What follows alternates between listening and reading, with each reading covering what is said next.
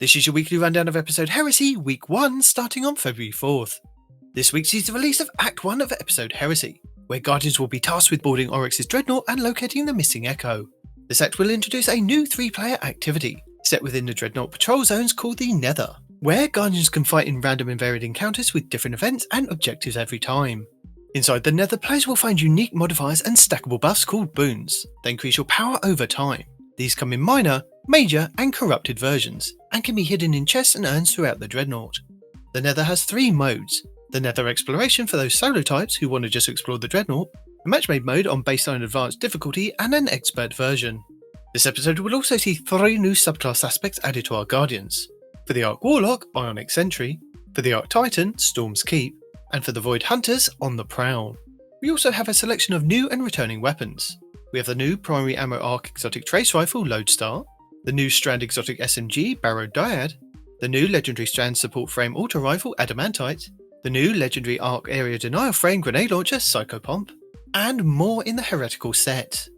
Reprised weapons from Season of the Rivals will be the Kinetic High Impact Frame Pulse Rifle, Cold Denial, the Arc Precision Frame Fusion Rifle, Hollow Words, the Kinetic High Impact Frame Auto Rifle, False Promises, the Kinetic Lightweight Frame Bow, Whispering Slab, and the Arc Caster Frame Sword, Temptation's Hook. Also, with the release of Episode Heresy, the Vault of Glass will see its weapon pool reprised with new perks, and will be craftable once you unlock their patterns.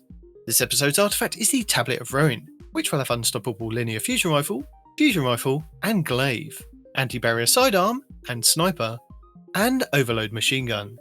Unfortunately, this episode won't see any new exotic armours, so this will give you a chance to get any missing exotics from Master Rahul or get higher stat versions of ones you currently own.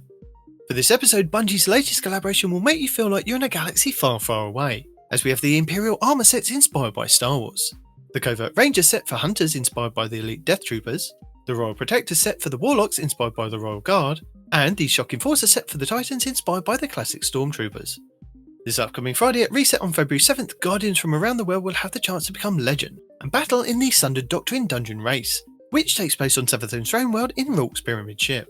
If you can't find a fire team, then the Dungeon Zone stream team of CB Grey and Evan F1997 have you covered. And if you tune in over the weekend, there are a number of emblems to be had, from the pre-stream to the main broadcast and sub-gifting. This first week of the new episode, we won't know any of the Week 1 seasonal challenges until the episode goes live in-game. Also, there will be a legendary Lost Sector shake-up, meaning we won't know the order of the Lost Sectors and featured weapons until we've had a full rotation. Some or all of our legacy rotations might also be reset as well, but they should continue in the same order from Episode Revenant.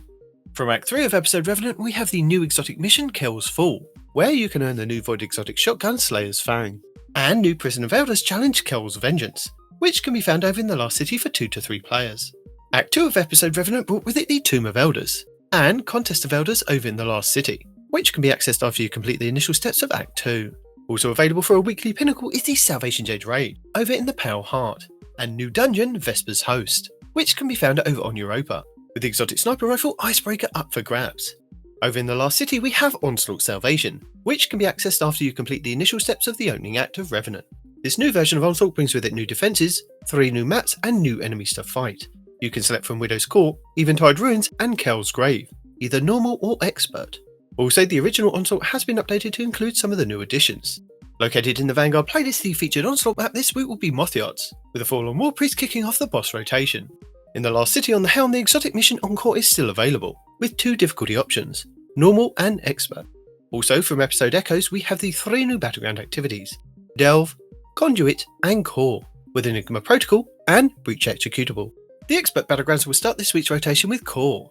The Dreaming City this week is at a medium curse level, which means Petrovenge can be found in the Divilian Mist and has the Oracle Engine mission for the next week. The Blightwell features Hive enemies and the Plague Kragar. The Ascendant challenge will be the Chimera Garrison over in the Chamber of Starlight Lost Sector. On the Moon, the weekly story mission is a Mysterious Disturbance.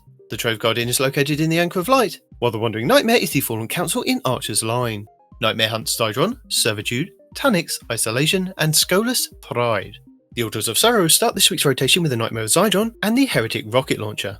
On Europa this week, Phylax the Warrior will be the Empire Hunt, Asterian's Abyss will be the Eclipse Zone, and the Exo Challenge will be Agility. Dares of Eternity Expert difficulty rounds are Taken, Cabal and Zydron.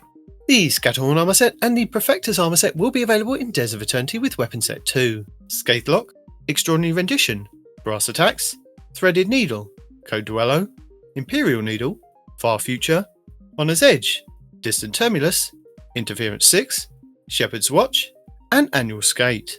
The Witch Queen Weekly Story Mission is The Last Chance, Altar of Reflection's Choice, and Altar of Reflection's Pact.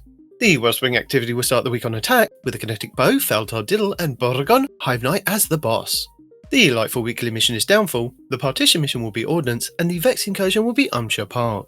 In the Pale Heart, the exotic mission Dual Destiny is still available for teams of 2 Guardians, where you can farm the mission to earn as many new prismatic exotic class items as you like.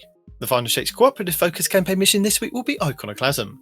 The 12 Guardian Match-Made Excision mission is also available next to the race for a weekly Pinnacle, with the Grandmaster version granting the Ergo Sum Catalyst and an Ascendant Shard.